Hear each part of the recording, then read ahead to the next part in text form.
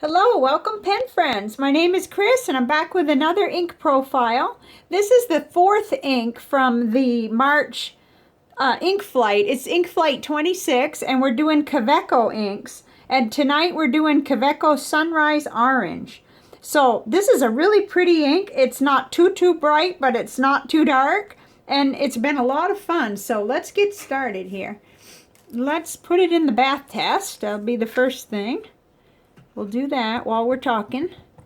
And we'll peek back on caramel or caramel. I don't really know. But I know I spelled it wrong because I did check the vial.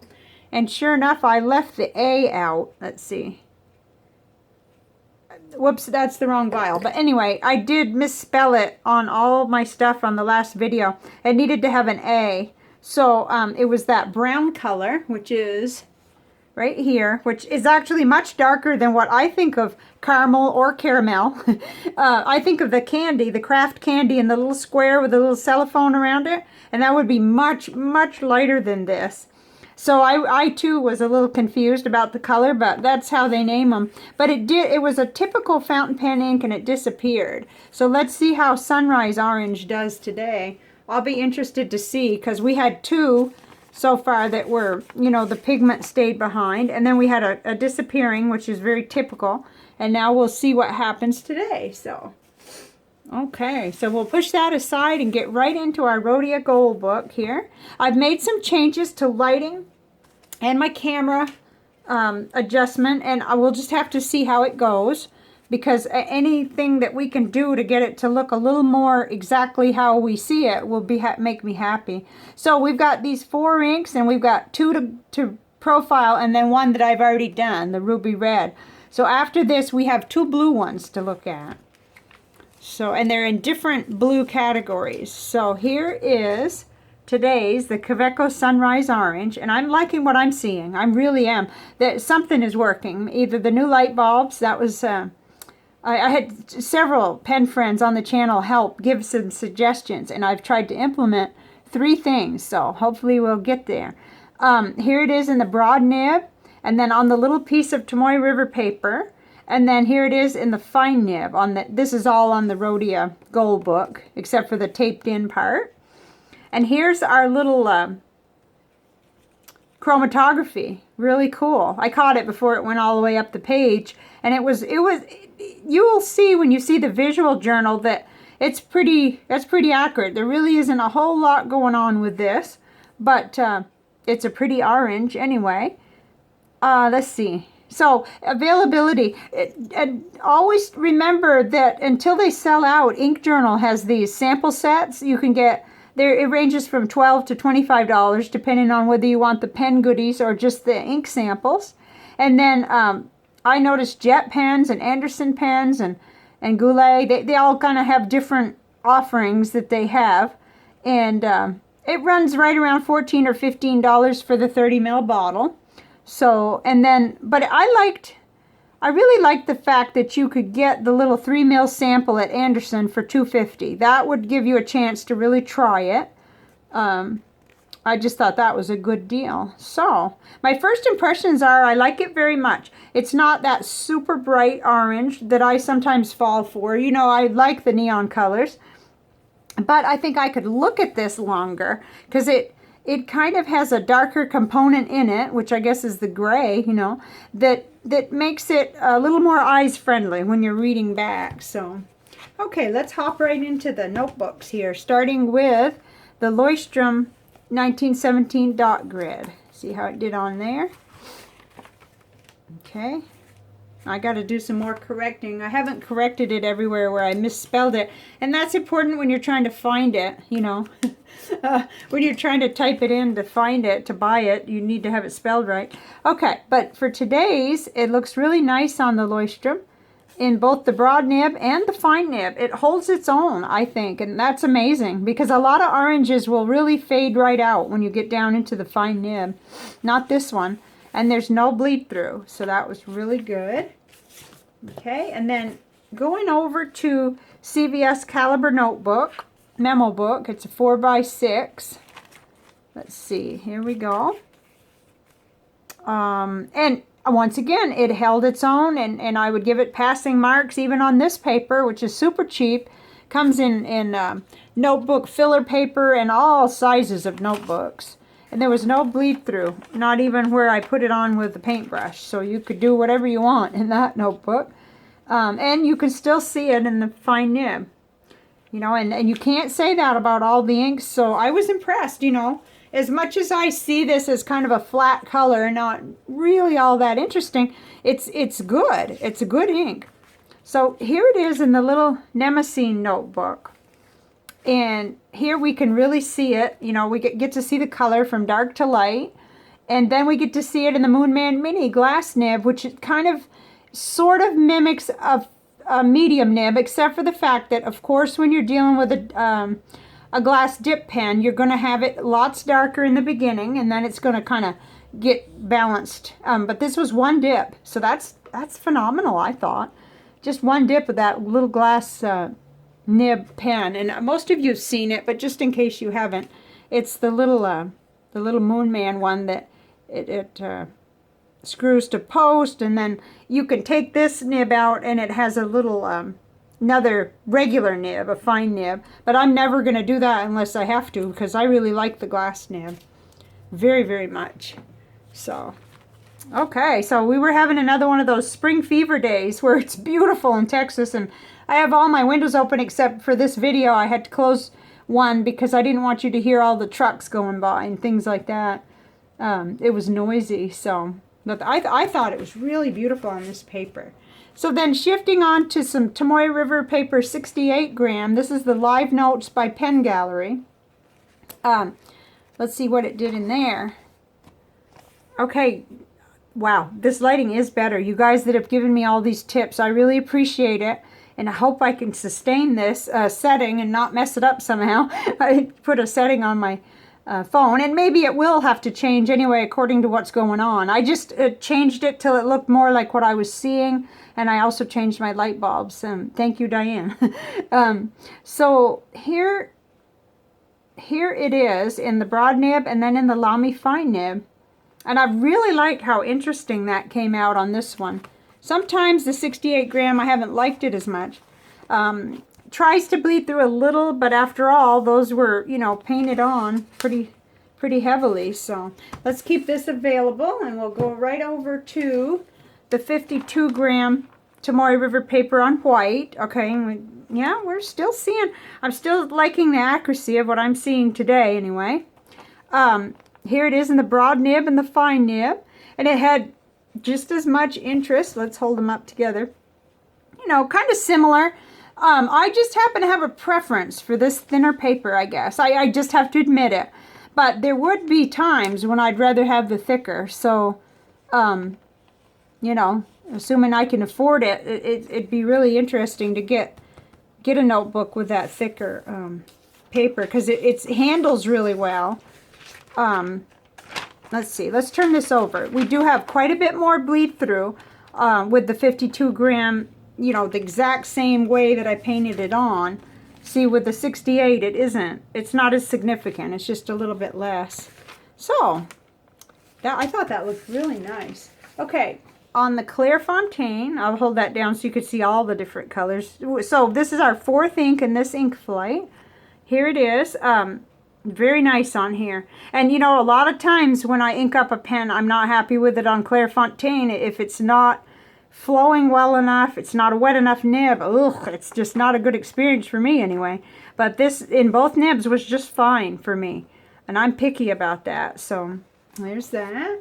Okay, now Rhodia 80 gram dot grid paper. Here we go. You know, nothing really remarkable to say. I'm seeing light shading everywhere, but not enough that I would choose that. Wow, that was a noisy car that just went by. I wouldn't pick the ink because of it shading, because I know there's others that shade more. I'm thinking of Noodler's Habanero, I think shades more, but that's just right off the top of my head. But, you know, you'd be pleased because it has some shading. So, okay, there we go. Whoops, I guess I should have turned it over. No bleed through there, and I don't, yeah, there's none on the Clairefontaine either. So, last but not least, here's Hamlin Optic 90 gram paper. And maybe not quite as interesting as the Tomoya River papers as far as what it did on here. Let's hold that down so you could see all of them. The gray, the purple, the... Ooh, that looks dark, but that's how it looks. So, okay. You know, it's nice. This paper, I really like it. And no bleed through at all with the orange ink there. Okay, so next we got an interesting thing. I have my little sample here, and then I've got 2 panels to show you. But let's check in on our experiment. Okay, so it looks like it's going to be very typical, just like the brown one was. So it's pretty much gone already. Okay, so for the first panel, I'm playing tricks on you here a little bit, asking for you to look up here in the left corner, because this, you know, this is pretty much the extent of the similar inks that I have. And here it is, Kaweco Sunrise Orange. But we're going to look at another brighter orange panel in a minute.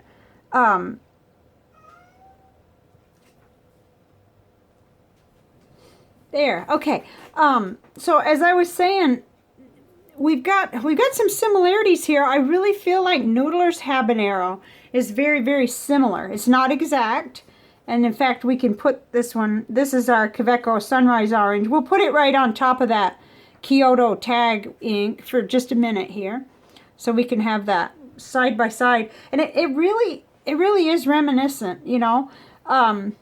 But I do believe that you get a little more shading with Habanero. That's what I remember. And maybe you guys could put in the comments if you also remember that. Now, the J. Arbonne Coraline de Egypt is a shimmer ink, but I feel like that you're right in that same ballpark with that ink. The other thing is that, you know, the Diamine Autumn Oak is more brownish, but it's got so much orange in it that I felt like it belonged. I still wanted to compare it. And the SBRE Brown as well. That's a warm orangey brown too. Even though, you know, we are talking that it veers over toward brown. It definitely does. Indeed it does. And definitely so does Pelican Brown. But I don't have just a really large array of oranges except for when we get to the bright ones. And I'll get that panel out in just a minute. I think we've pretty well done this justice here. So my closest really is Habanero, and then with the shimmer ink, if that's what you were wanting, I think that relatively new J. Arbonne Coraline de Egypt would do the trick. But let me get the bright orange out, because that's the one where, you know, then we can use this one to compare it. So let's see if I can get it anywhere near.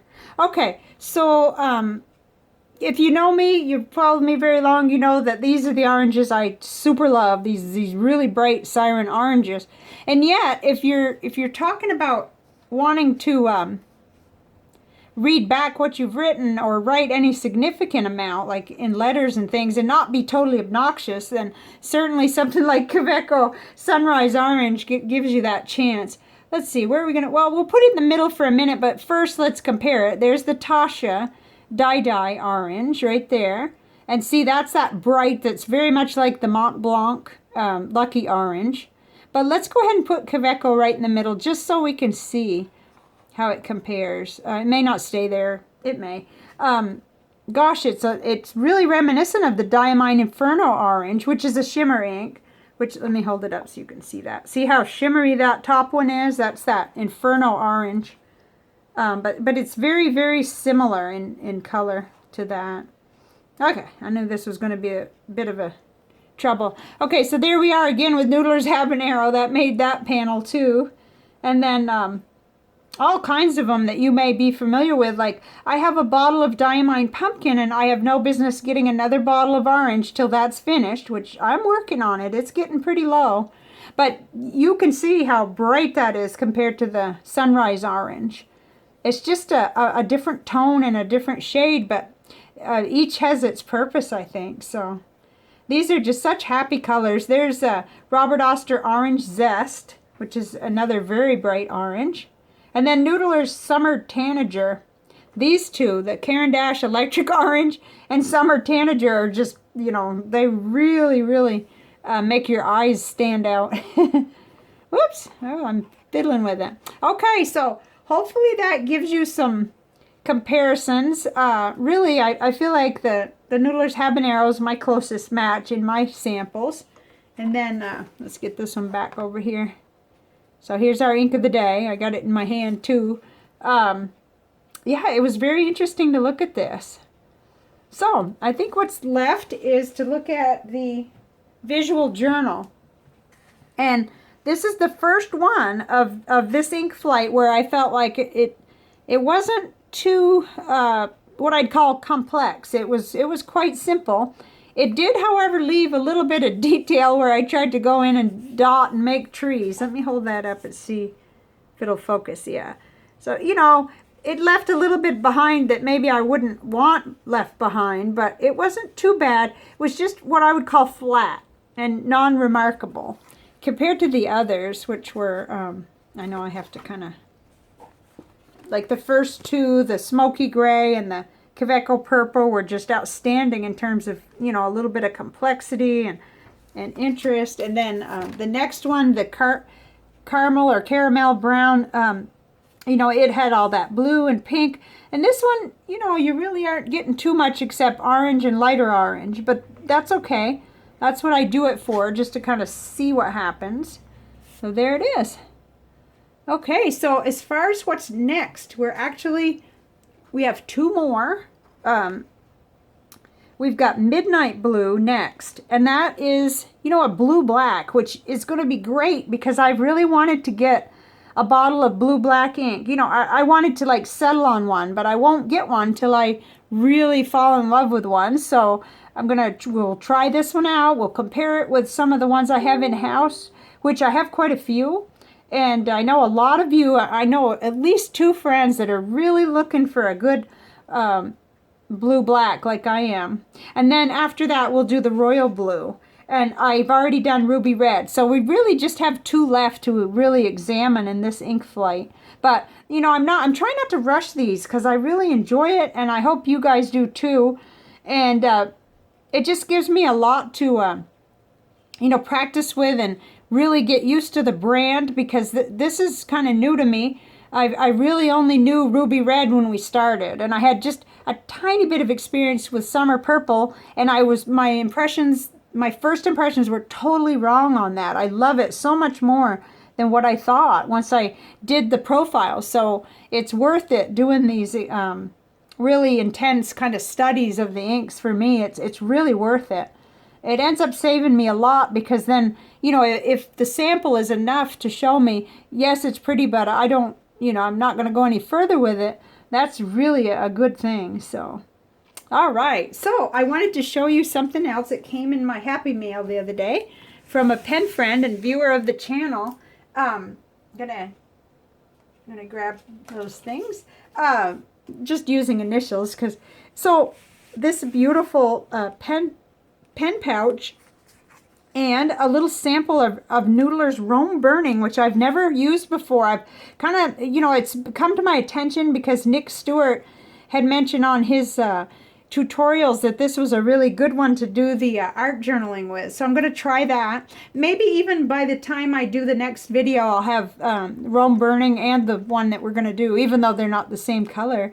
So thank you very much to my pen friend whose initials are here for this beautiful sample and this gorgeous, she made it, little pen pouch. And it's you know, it's a zipper pouch all lined. And do you notice what that is? That's the you know, crystals on the outside of the material. It's so beautiful, and with the lavender and purple being my favorite colors. And then inside has a little removable, you know, pen protector. So, but you can use that, or you can just use the pouch. So it's really versatile. It's not like you're locked in to doing it that way. You could put your things in the pouch by itself. So, and my sewing skills just don't extend this far yet. I'm saying yet because I really hope I can learn to do this. You know, put in a zipper and a lining like that. It's beautifully made, and oh my goodness, thank you so much. You know who you are, and we've been in contact, and also there's some, you know, there's a letter on the way too. So, all right, so that was just such a nice surprise. So I will be back with Midnight Blue, Kaweco Midnight Blue. And let me know in the comments if you want to, what you think of this Sunrise Orange. I think it's a warm and beautiful color. And it certainly saves your eyesight if you're not wanting that neon orange. I'm not tempted to get a bottle of it, and yet I really like it. And I'll definitely finish. I harvested some of my cartridges and put it in. So I've got about, I guess I've got 2.5 to 3 mils, even though I used quite a bit of it already that came. I harvested and put some in there.